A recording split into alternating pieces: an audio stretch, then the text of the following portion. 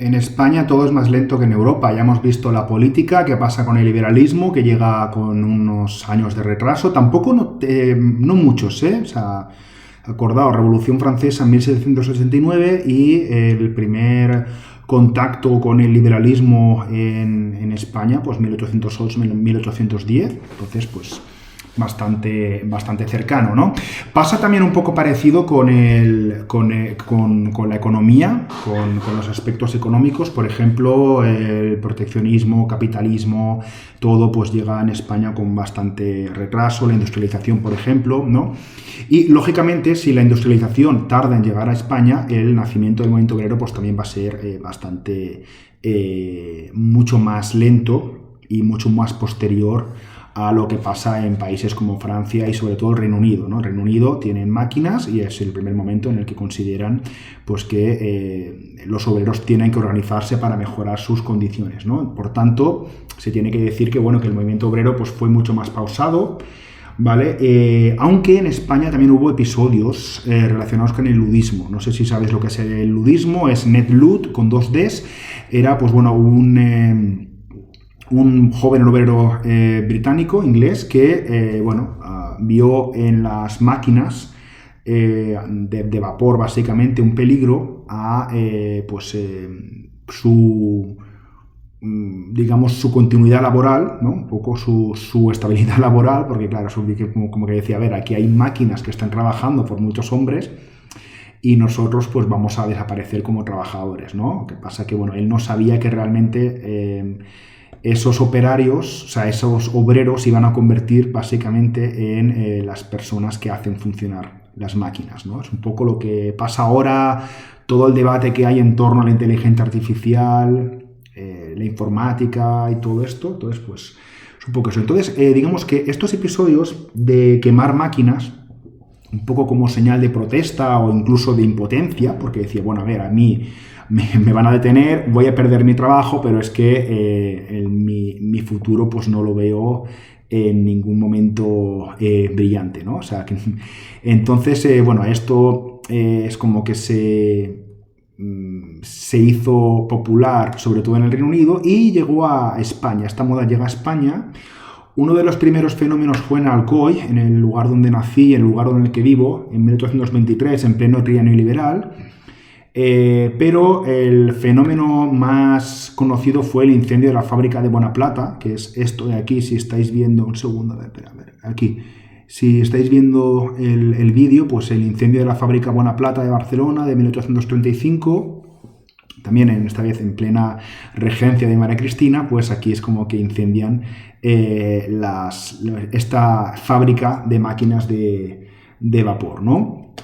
Claro, toda esta queja ya hemos dicho que tiene que ver con la cuestión de las máquinas y de una cuestión laboral, pero ¿era el único motivo que tenían? Ni mucho menos.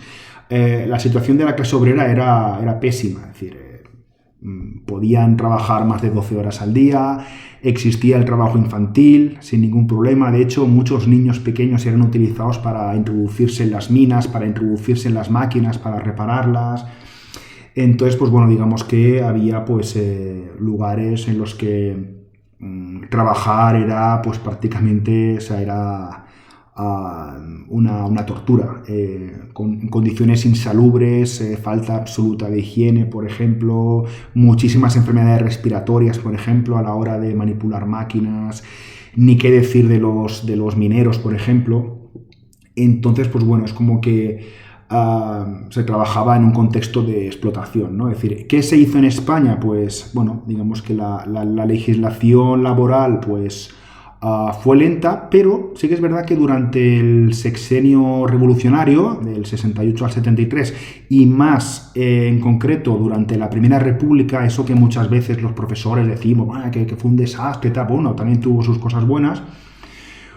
Hubo una ley, la ley Benot, que es la primera legislación que protege a los trabajadores industriales, ¿no? Y incluso unos años más tarde, una década más tarde, se crea en 1883 la Comisión de Reformas Sociales, que intenta pues, mejorar la situación de los obreros. Una cosa es que se intente y otra cosa es que se logre. Hubo avances, pero hasta bien entrado el siglo XX, bien entrado el siglo XX, la situación de los obreros españoles pues no mejoró en esencia, ¿no? Se tiene que hablar también un poquito de los jornaleros. Es verdad que los jornaleros en el campo, bueno, tenían una situación diferente, porque no es lo mismo ser un jornalero, joder, que me sale mal esta palabra, jornalero, vale, ok, jornalero, voy a decirlo bien. Estos jornaleros, bueno, son diferentes a un obrero, porque unos trabajan en el campo y otros trabajan en la industria, ¿no? Pero tenían una situación similar en cuanto a horas de trabajo, explotación, falta de derechos, es decir, simplemente los derechos tan básicos, ¿no?, que tenemos ahora mismo, que ni discutimos, como el derecho a la huelga, el derecho pues, a una baja por enfermedad y todo, pues esto no estaba reconocido, ¿no? Y bueno, simplemente hacer referencia a estos jornaleros que, bueno, se pueden entender como obreros del campo, ¿no? Sobre todo en la zona de Andalucía, del sur de España. Entonces, claro, todo esto, si te das cuenta, aquí es como un cóctel que, bueno, si se va moviendo, pues al final tiene que estallar el movimiento obrero, es decir, un poco esta ideología obrera que ya estaban desarrollando Marx y Engels desde Alemania, aunque estuvieron exiliados durante mucho tiempo en el Reino Unido. Precisamente por eso es como que son conscientes de la diferencia que hay entre la clase obrera y la clase burguesa, por ejemplo.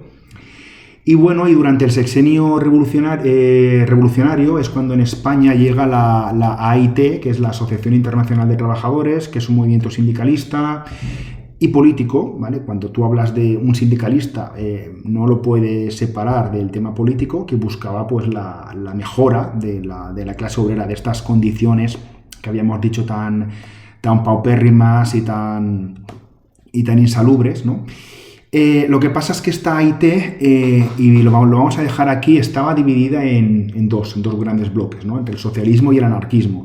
Esto ya tendremos ocasión de discutirlo en puntos posteriores, ¿no? Pero bueno, básicamente para que os hagáis una idea así como muy, muy esquemático, que me perdone la gente que diga, no, es que eso no es del todo cierto, pero bueno, esto al final no deja de ser un podcast resumen, ¿vale? Pero bueno, básicamente se puede hablar de que el socialismo perseguía la eliminación de las clases sociales, ¿no? Pero el socialismo contempla la formación de un gobierno, ¿vale? Sin embargo, la ideología anarquista, digamos que también perseguía la eliminación de las clases sociales y que la clase obrera pues, pudiese tener todos sus derechos, pero no contemplaba la formación de un gobierno. Esa es un poco la diferencia. Anarquismo viene de sin gobierno, ¿vale? Del griego. Entonces, claro, en España estas ideas como que tardan un poquito en introducirse, pero tenemos, como dos apóstoles, entre comillas. Tenemos a Fanelli, que es el del anarquismo, y a Lafargue, escrito Lafargue, que es el otro, ¿no? Es el del socialismo, ¿no? Entonces, el PSOE, para que lo pongáis un poquito en ese marco cronológico, se fundaría unos años posteriores, o sea, un poco más tarde, el año 79, ¿no? Es decir, que esto empieza a moverse un poco la AIT por España durante el sexenio democrático, entre el 68 y el 74, con su pico en el 73, sobre todo con los sucesos de Alcoy, anarquistas, y también, y en parte por lo que pasó con el cantonalismo. Es como que tuvo así como su pico, después hubo una represión brutal y luego poco a poco pues se fueron como reconstruyendo, y de ahí viene pues luego la fundación del PSOE, de otros partidos obreros y de otras asociaciones obreras durante la restauración, ¿no?, borbónica. Y bueno, y simplemente pues ya para acabar, que bueno, que también pues que es un periodo muy convulso, este periodo que decíamos del ludismo en España, pues bueno, esto digamos que no hubo como una continuidad, pero en cambio durante el sexenio democrático, estos 6 años que fueron apasionantes porque pasó absolutamente de todo en España, es como que tenemos primeras protestas obreras. o no solo en Alcoy, en muchos más sitios, huelgas, revoluciones, ocupaciones de tierras en Andalucía, y también pues los primeros escritos teóricos que llevan un poco pues a una parte muy importante de la sociedad española, básicamente la parte trabajadora, a replantearse su papel dentro de esta sociedad burguesa, dentro de esta sociedad liberal que se ha establecido. Es decir, ya no podemos volver al absolutismo, ¿ok? ¿Vale? Pero por otro lado, pues es como que se han creado grandes desigualdades entre esta sociedad, entre comillas, libre. Entonces, pues, este último punto pues sirva un poco pues para como una introducción a lo que va a venir después, ¿no? Después sí que vamos a ver pues un mayor desarrollo de este movimiento. De hecho, vamos a tener un partido político que sigue existiendo hasta hoy. Otra cosa es que el Partido Socialista se pueda considerar un partido socialista al 100%, pero bueno, ahí está. Bueno, pues os quería enseñar esto y ya está. Con esto terminamos el tema 2. ¿Vale? Es decir, luego ya el tema 3 ya lo vamos a dedicar a la restauración, al periodo de la restauración borbónica. ¿Vale? Es decir, todo este lío, pues ahora es como cuando empiezan un poco a juntar las piezas de este jarrón que se ha destrozado, sobre todo a partir del final del sexenio. Y bueno, veremos qué pasa. Si os dais cuenta, hay como muchos cosas, ¿no? Hay como muchas cosas. Tenemos el tema de la política, tenemos el tema de la economía, tenemos el cosa de la sociedad y también tenemos la cuestión del trabajo. Todo esto va a ser clave para entender mejor la historia de España. Venga, hasta luego.